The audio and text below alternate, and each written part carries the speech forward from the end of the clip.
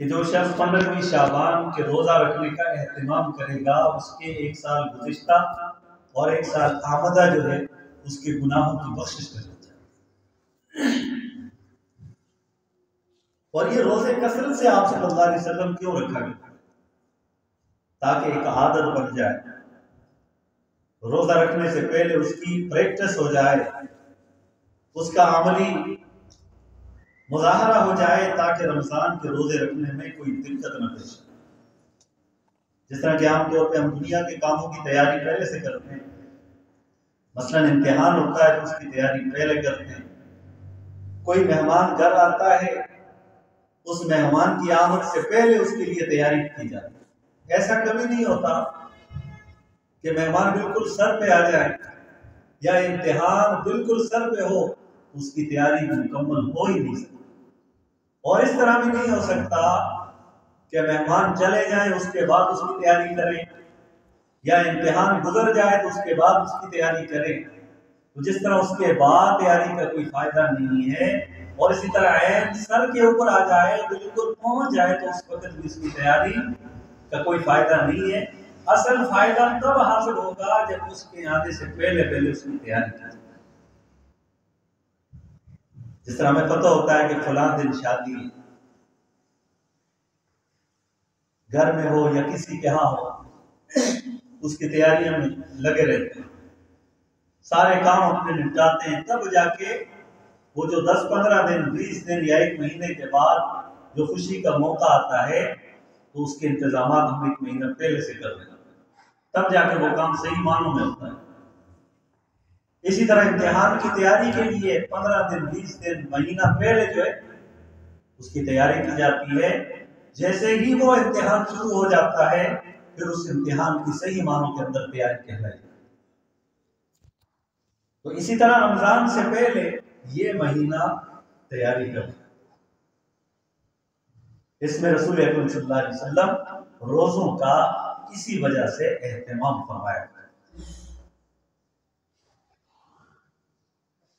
تو اب اس کی تیاری کیسے کی جائے، یہ بھی سوال ہے کہ رمضان کی تیاری شعبان میں کیسے کی جائے۔ ایک روزہ رکھنے سے، جس کی استطاعت ہو جتنے رکھ سکتا ہے، اس میں کوئی واجب نہیں ہے، صاحب استطاعت کے لیے وہ رکھے۔ اور دوسرے یہ کہ اپنے سارے کام بندہ اسی مہینے میں نپٹائے تاکہ رمضان کے اندر یکسوئی سے وہ اپنی عبادت کر سکے۔ بندہ کہتا ہے 3 دن کے بعد میں فارغ نہیں ہوں، ابھی جو کہنا ہے جو کرنا ہے وہ کرنا ہے۔ وہ صبح بھی کام کرتا ہے، شام کو بھی کرتا ہے، دن کو بھی کرتا ہے، صرف ان دنوں کی فراغت کے لیے کہ میں اس دن میں مصروف ہوں۔ تو اسی لیے مومن کو بھی چاہیے کہ وہ اپنے سارے ضروری کام دنیاوی اعتبار سے وہ اسی ماہ کے اندر نپٹا لے تاکہ رمضان المبارک کے مہینے میں یکسوئی سے وہ عبادت کر سکے۔ مثال کے طور پر زکوٰۃ ہے، زکوٰۃ کا بھی اہتمام زیادہ تر مسلمان اسی مہینے میں کرتے ہیں، وہ ادا کرتے ہیں، اپنے کاروبار کا حساب لگاتے ہیں، اپنی تجارت کا حساب رکھتے ہیں، اور پھر اس کے بعد اپنے زوائد جو اپنی ضروری اخراجات ہیں ان کو منہا کر کے باقی جو رقم بنتی ہے اس کا زکوٰۃ میں حساب رکھتے ہیں اور پھر اللہ کے راستے میں اس کو ادا کرتے ہیں۔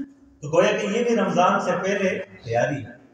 اور اس کا ایک فائدہ یہ بھی ہے کیونکہ رمضان المبارک کے اندر ایسے لوگ بھی ہوں گے جو سحر اور افطار کا اہتمام کریں گے، جو مستحقین ہوں گے، آپ کا پیسہ ان تک پہنچے گا تو ان کے لیے بھی روزے رکھنے میں کوئی پریشانی اور دشواری نہیں۔ ایک فائدہ یہ بھی، تو اسی لیے جو صاحب نصاب ہیں وہ اپنے مال کا حساب رکھیں۔ گھر کے اندر خواتین کے پاس سونا ہے، چاندی ہے، اس کا حساب رکھیں، نقدی ہے، اپنا بینک بیلنس ہے، اس کا حساب رکھیں، کاروبار کے لیے کوئی چیز خریدی ہے اس کا حساب لگائیں، تجارت میں کے لیے جو دکان ہے، فیکٹری ہے یا کوئی بھی جگہ ہے جو کاروبار کی غرض سے لی ہے، وہاں کاروبار چل رہا ہے، ان ساری چیزوں کا حساب۔ ہاں وہ چیزیں جو ضروریات میں، اس میں گاڑی ہے اس کی ضرورت، رہائش کا مکان ہے اس کی ضرورت، یا کوئی پلاٹ اس نے لیا ہے رہائش کے لیے لیا ہے، ایک پلاٹ لیا اس نے بیچنے کے لیے، خرید و فروخت کے لیے، تو اس پر بھی زکات، لیکن اپنی رہائش کے لیے ہے تو اس کے اوپر زکات نہیں ہے۔ اپنی ضروریات اصلیہ جو اس کے استعمال میں جو چیزیں آتی ہیں ان کے اوپر زکات نہیں ہوتی، اس کے علاوہ باقی ساری چیزوں کا حساب رکھا ہے۔ فقہاء کرام فرماتے ہیں، رسول اکرم صلی اللہ علیہ وسلم نے بھی فرمایا کہ گھر کے اندر جو ضروریات اصلیہ سے زوائد چیزیں ہیں ان کی زکات دینا ہر بندے کے اوپر ضروری ہے۔ پھر فقہاء نے اس کی تصریح فرمائی، مثلا کسی کے گھر کے اندر زائد برتن ہیں جو استعمال میں نہیں ہوتے، جس میں خواتین عام طور پر اس کو شوکیس کے اندر شوپیس کے طور پر رکھتی ہیں، تو یہ زوائد ان کا استعمال میں نہیں لاتی، استعمال کے لیے دیگر ہو تو ان کے اوپر بھی زکات۔ اسی طرح ڈنر سیٹ رکھے ہوئے ہوتے ہیں بند کیے ہوئے، جو غیر ضروری استعمال شدہ نہیں ہوتے، استعمال میں نہیں لائے جاتے، ان کے اوپر بھی زکات۔ اور اسی طرح ایک موبائل ہے اگر کسی کی ضرورت ہے اس سے زائد ہے تو اس کے اوپر بھی زکات واجب ہے۔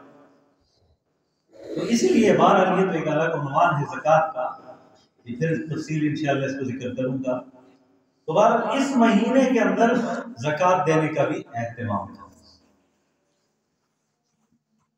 ایک فائدہ تو یہ ہے کہ رمضان کے اندر یکسوئی سے ہم عبادت کر سکیں گے، اور دوسرا یہ ہے کہ زکات کی رقم مستحقین تک پہنچے۔ اور اسی طرح جو بھی خریداری کرنی ہے، خرید و فروخت، عام طور پہ جب جیسے رمضان ہوتا ہے یکسوئی نہیں ہوتی، دوڑیں لگی ہوئی ہوتی ہے بازاروں کی، تو جو کام بھی کرنا ہے اس مہینے کے اندر کرنا، تو یہ رمضان کی تیاری اس طرح کہلائی جائے۔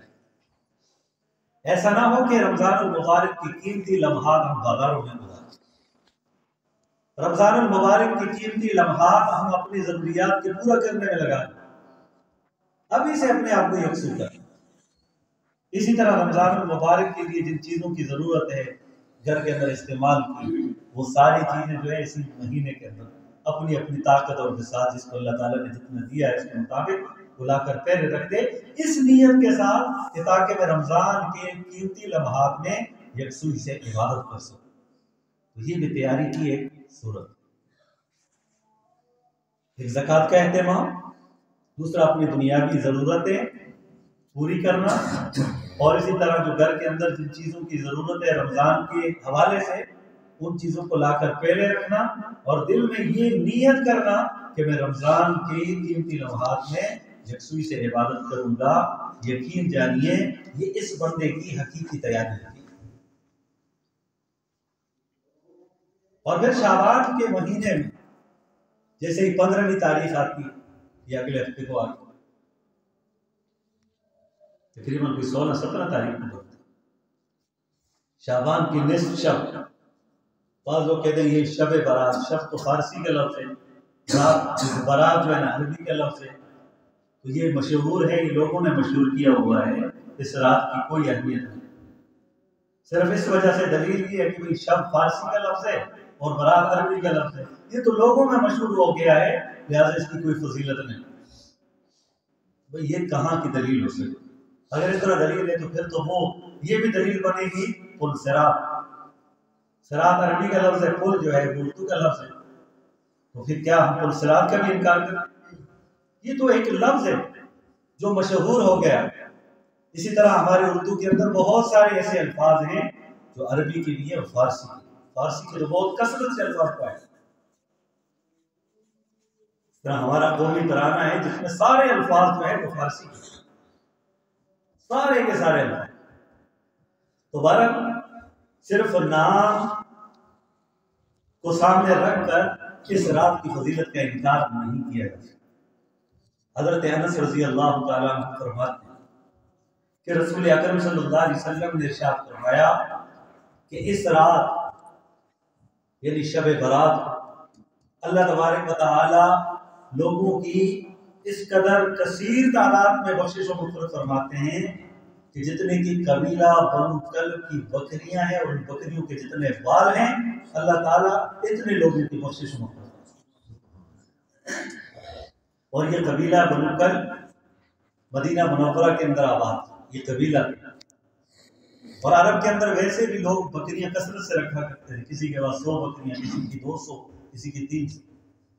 اور قبیلہ بنو کلب ان کی بکریوں کی تعداد اتنی زیادہ ہوتی تھی، مورخین حضرات فرماتے ہیں کہ جب یہ باہر کو نکلا کرتی تھی 2 پہاڑوں کے درمیان کی جو جگہ ہے اس کو بھر دیتی تھی، اتنی کثیر تعداد۔ تو فرمایا کہ جتنی وہ بکریاں ہیں ان بکریوں کے جسم کے اوپر جو کھال ہے اس کے اوپر جتنے بال ہیں، اللہ تعالیٰ اتنے لوگوں کی بخشش اور مغفرت فرماتا ہے۔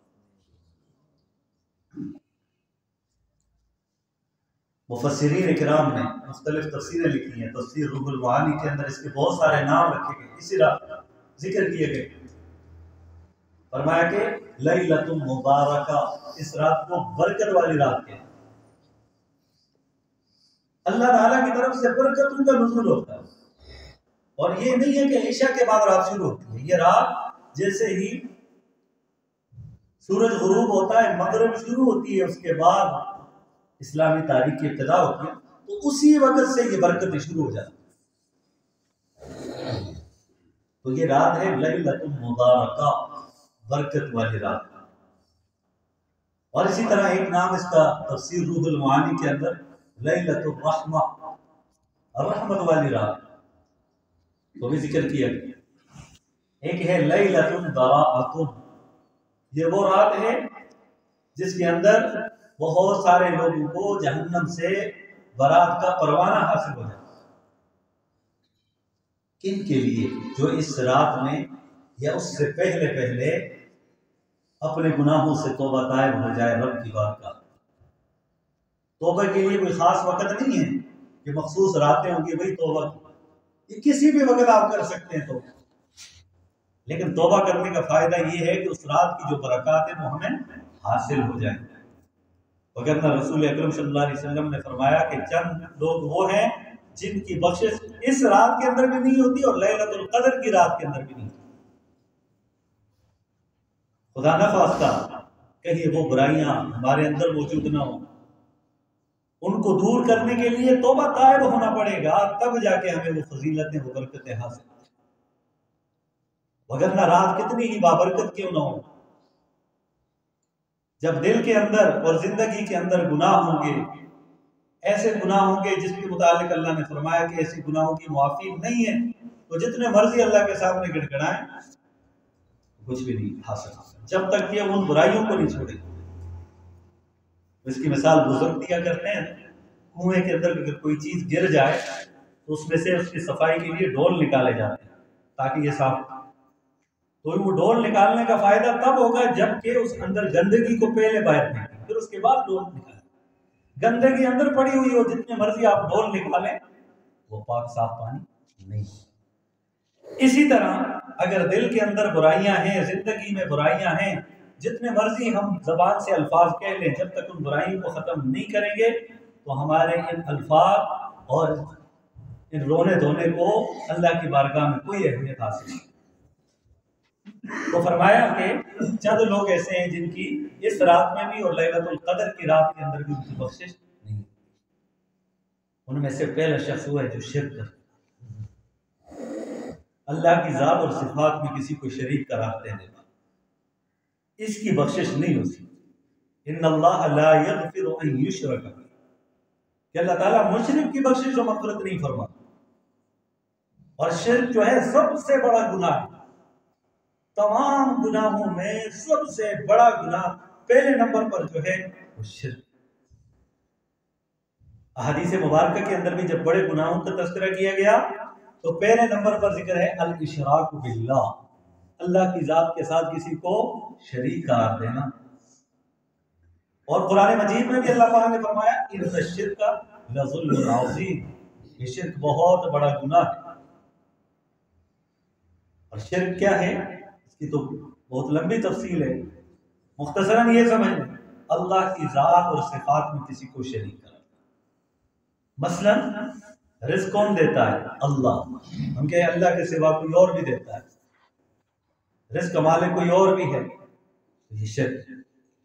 ساری چیزوں کا اختیار کس کے پاس ہے؟ اللہ کے پاس۔ کوئی کہے کہ نہیں جی یہ اختیار کسی اور کے پاس بھی ہے، یہ شرک ہے۔ بیٹا اور بیٹے دینے والی ذات تو اللہ تعالیٰ کی ہے۔ کوئی کہے کہ نہیں فلانا بندہ بھی دیتا ہے، یہ اللہ کی ذات میں شرک ہے۔ اسی طرح شرک بعض جلی شرک ہے، بعض خفی شرک ہے۔ بعض شرک جیسا بھی ہو وہ قابل مذمت۔ کوئی اگر ریاکاری سے عبادت کرے تو یہ بھی شرک، اس کو بھی شرک کے زمرے میں کہا۔ ریاکاری کے لیے اللہ کے راستے میں کچھ خرچ کرے صرف نام و نمود کے لیے، تو یہ بھی شرک کے زمرے میں۔ پہلے مشرک لوگ بتوں کی عبادت کر کے مشرک بنا کرتے تھے، اور آج ہم نے بھی اپنے دلوں کے اندر بہت سارے بت بنائے۔ ہم نے ایک تو اسباب کو بروئے کار لانا، یہ شرک نہیں ہے۔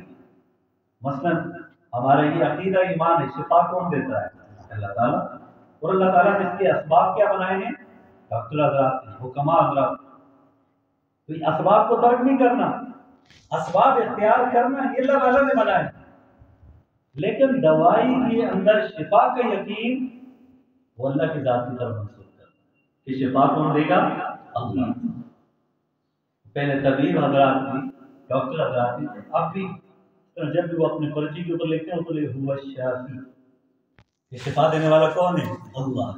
ان کی کلینک پر، ان کے ہسپتالوں کے اندر، وہاں پر بھی لکھا ہوتا ہے وَإِذَا مَرِضْتُ فَهُوَ يَشْفِينِ۔ جب میں بیمار ہوتا ہوں تو شفا کون دیتا ہے؟ اللہ دیتا ہے۔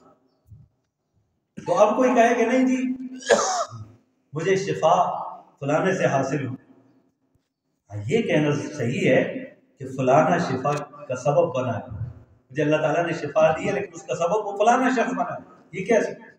لیکن شفا کی براہ راست نسبت کسی کی طرف نہیں کی جا سکتی۔ اسی طرح بیٹا بیٹی، عزت ذلت، عروج زوال، رزق، کھانا پینا، یہ سب کچھ کون کرتا ہے؟ اللہ تعالیٰ۔ والذی هو یطعمنی ویسقین، قرآن میں حکم ہے کہ وہ اللہ ہے جو مجھے کھلاتا بھی ہے اور مجھے پلاتا بھی۔ اب کوئی کہے کہ میں کسی اور کا کھاتا پیتا ہوں تو وہ براہ راست وہ اللہ کی ذات میں شرک کرتا۔ تو مشرک کی مغفرت اس رات میں بھی نہیں ہو سکتی اور لیلۃ القدر کی رات میں نہیں ہو سکتی۔ اور اسی طرح فرمایا کہ مشاحن وہ شخص ہے جو کسی کے لیے اپنے دل میں بغض رکھے، دل کے اندر کینہ رکھے، کسی کے لیے بغض رکھے۔ اور یہ بغض کئی طرح کا ہوتا ہے۔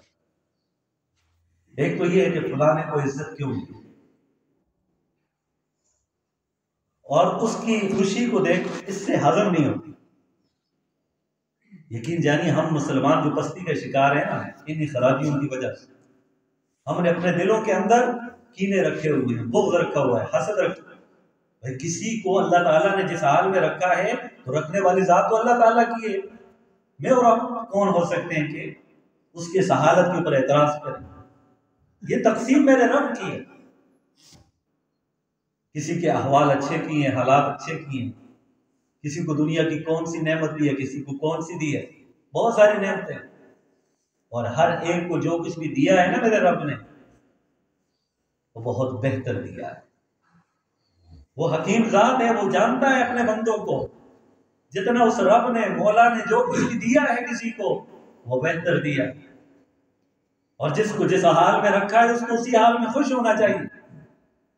دل میں بغض نہ رکھیں، کسی کی نفرت نہ رکھیں، کسی کو گرانے کے لیے اپنے دل کے اندر پروپیگنڈے نہ رکھیں، بلکہ ہر ایک کے لیے اپنے دل کو صاف۔ اسی وجہ سے تو فرماتے ہیں کہ رات کو سوتے وقت سب کو معاف کر کے سوئے گا، یا اللہ میرے دل میں کسی کے لیے بھی نفرت کینہ بغض نہیں۔ جس طرح صحابی رسول کا عمل ہے کہ 3 دن تک صحابی رسول کے ساتھ رہے، کہ کوئی خاص عمل دیکھیں، رسول اکرم صلی اللہ علیہ وسلم نے 3 مرتبہ کو جنتی ہونے کی بشارت کی، تو دوسرے صحابی رسول جو سن رہے تھے ان کے دل میں جستجو پیدا ہو کہ وہ کون سا عمل کرتے ہیں، ان کے گھر کے اندر رہے، بظاہر کوئی عمل انہیں نظر نہیں آیا۔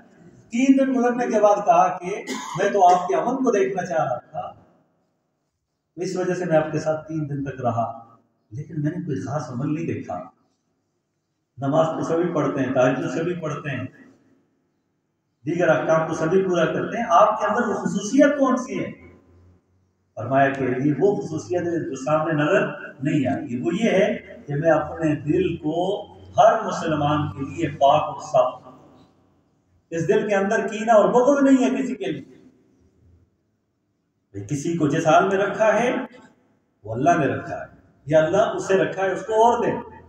یہ نہ ہو کسی کی ترقی دیکھے فلاں نے وہ جگہ بھی لے لی، فلاں نے وہ چیز بھی لے لی، فلاں کا جو مقام ہو گیا، پھر اس میں کیڑے نکالا، پتہ نہیں کیسے کما رہا ہے، وہ اس کا فیل۔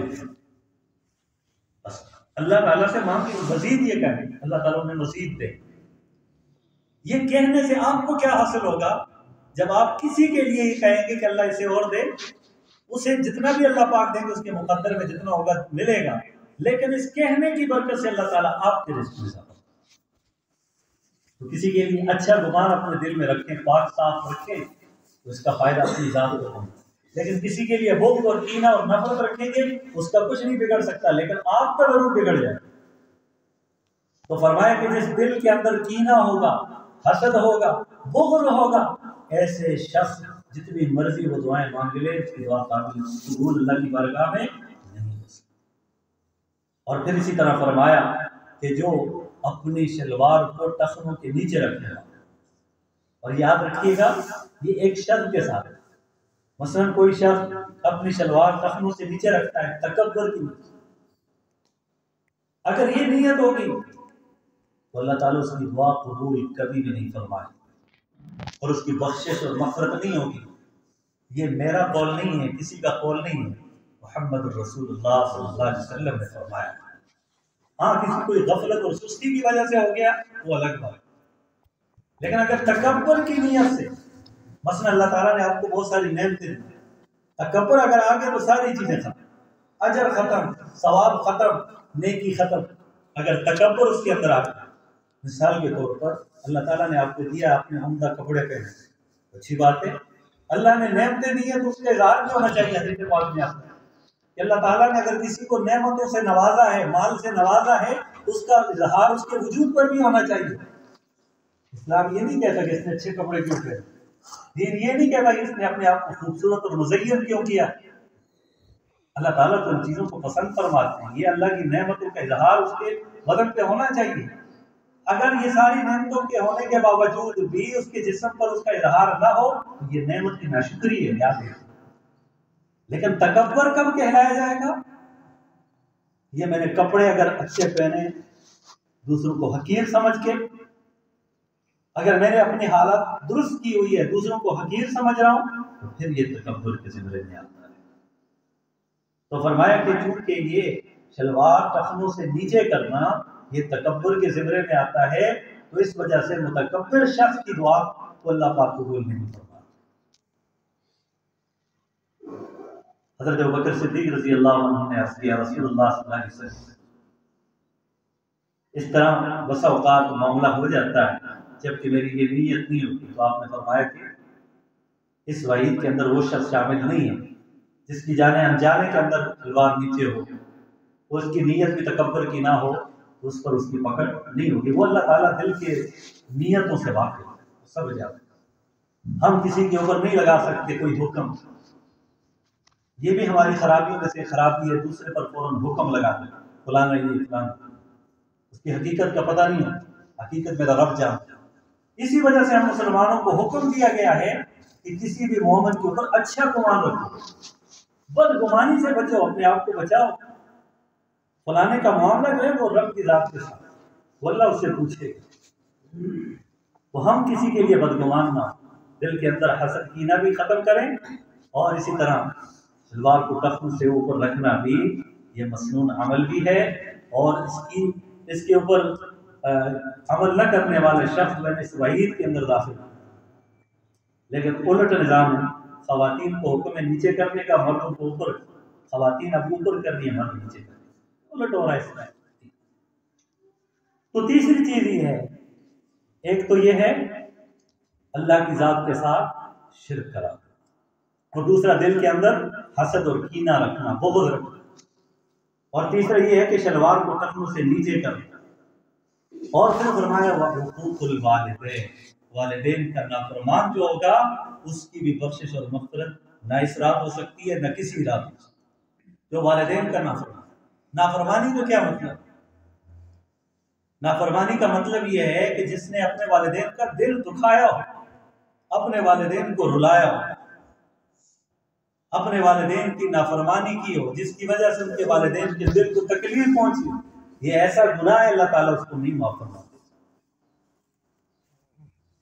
اس سے ہمیں بھی ذرا غور کرنا چاہیے، فکر کرنی چاہیے۔ خوش نصیب، میں کہتا ہوں خوش نصیب ہیں وہ لوگ جن کے والدین حیات ہیں، ان کے پاس موقع ہے اپنی دنیا سنوارنے کا بھی اور اپنی آخرت بنانے کا بھی۔ اس سے بڑھ کر عظیم دولت تو کائنات میں کوئی ہو ہی نہیں والدین سے۔ رسول اکرم صلی اللہ علیہ وسلم نے فرمایا کہ یہ والدین تمہارے لیے جنت بھی ہیں اور جہنم۔ خدمت کرو، فرما برداری کرو تو تمہارے لیے جنت، نافرمانی کرو گے، دل دکھاؤ گے، حکم عدولی کرو گے، یہ تمہارے لیے جہنم۔ اب ہم میں سے ہر ایک کو اختیار ہے اپنے لیے جنت بنا لیں یا جہنم بنا لیں، لیکن عقل مند شخص کبھی بھی یہ نہیں سوچے گا کہ وہ اپنے لیے جہنم بنائے، بلکہ وہ تو جنت بنانے کی فکر میں ہو۔ اس لیے والدین کو ہمیشہ راستہ حقوق الوالدین، والدین کا جو نافرمان ہوگا اللہ تعالیٰ اس رات اس کی بخشش نہیں فرمائے۔ اور پھر فرمایا کہ جو شراب پینے والا شخص، اس کی بھی اللہ تعالیٰ بخشش نہیں فرمائے، کیونکہ شراب یہ تمام برائیوں کی جڑ ہے، اور اللہ تعالیٰ نے سخت الفاظ کے اندر مذمت فرمائی قرآن مجید۔ تو فرمایا کہ جو شراب کا عادی ہو اس کی بھی بخشش و مغفرت نہیں ہو سکتی۔ کب تک؟ جب تک وہ صحیح معنوں کے اندر ان گناہوں سے توبہ نہ کرے۔ تو ابھی موقع ہے ہم توبہ طائب ہو جائیں، ان تمام تر برائیوں سے یا دیگر جو اور برائیاں ہیں ان سب سے ہم توبہ طائب ہیں۔ اور توبے کی متعلق آتے ہیں، پہلے تو یہ ہے کہ گناہ نہ کرنے کا عمل، گناہ سے نفرت، گناہ کو چھوڑ دینا پہلی شرط ہے توبے کہ میں اس گناہ کو نہیں کروں، چھوڑ دیا۔ دوسرا، جو گناہ کیا تو اس پر شرمندگی۔ تیسرا یہ آئندہ نہ کرنے کا عزم ہو۔ چوتھا یہ ہے حقوق کو پورا کرنا، تب جا کے توبہ قبول ہو۔ بندوں کے حقوق ہیں تو ان کو پورا کرنا، بندوں کا حق ہے کہ جتنی مرضی معافی مانگ لے، معاف نہیں ہوگا جب تک اس کے حق کو ادا نہ کرے۔ ہاں اگر خود وہ اپنے حق کو معاف کر دے تو الگ۔ اسی طرح اللہ تعالیٰ کے وہ حقوق ہیں جن کی قضا کی جا سکتی ہے، جب تک ان کی قضا نہیں کریں گے یا ارادہ نہیں کریں گے تو توبہ قبول نہیں ہوگی۔ مثلا نمازیں، اس کا حساب رکھیں اپنی زندگی کا، نمازوں کی قضا شروع کر دیں۔ تو بہرحال لیلۃ المبارکہ یا لیلۃ البراءۃ، لیلۃ الرحمہ، شب برات جس میں اردو کے اندر یہ مشہور ہے، یہ برکت والی رات ہے۔ اس میں خوب اللہ تعالیٰ سے مانگا جائے، کوئی مخصوص عبادت نہیں ہے، یہ یاد رکھیں، شریعت میں کوئی مخصوص عبادت نہیں ہے کہ یہ کام نہیں ہے۔ تو ہم جو بھی عبادت کریں، جتنے بھی کریں، یہ بھی ضروری نہیں ہے پوری رات جاگنا، جتنا آپ جاگ سکتے ہیں جتنی طاقت ہے، ایسا نہ ہو پوری رات جاگیں صبح فجر کی نماز ہی نہ پڑھی جا سکے، صبح اپنے کاموں سے بھی آپ رہ جائیں، جتنا آپ سے ہو سکے۔ اور جیسے کہ میں نے پہلے عرض کیا، مغرب کے بعد سے یہ وقت شروع ہو جاتا ہے، اور اسی طریقے سے جو نہ کرنے کے کام ہیں، بڑی لمبی تفصیل ہے، وقت بھی ختم ہو چکا ہے۔ جس طرح کہ عام طور پہ معاشرے میں ہم کرتے ہیں کہ مثلا یہ آتش بازی کا مظاہرہ ہوتا ہے، یہ بالکل غلط چیز ہے۔ اور اسی طرح یہ رکھنا کہ اس دن جو ہمارے فوت شدہ افراد ان کی روحیں گائیں، یہ بالکل قرآن و سنت کے منافی عقیدہ ہے۔ اس سے بھی اپنے آپ کو بچانا ہے، ہر قسم کی خرافات سے، پوری چیز سے جو شریعت سے ہٹ کے ہے اس سے اپنے آپ کو بچانا ہے۔ ہم نے رسول اکرم صلی اللہ علیہ وسلم کی تابعداری کا عزم کیا ہے، ہم آپ کے غلام ہیں اور آپ کے تابعدار ہیں، اور آپ کی تابعداری ہی میں چلیں گے، اسی میں ہمارے لیے کامیابی ہے۔ اللہ کریم جو کچھ کہا گیا سنا گیا، ہم سب کو عمل کرنے کی توفیق نصیب فرمائے۔ ماشاء اللہ وہ ایک اعلان تھا کہ جس طرح کہ یہ ہمارا گاؤں کا قبرستان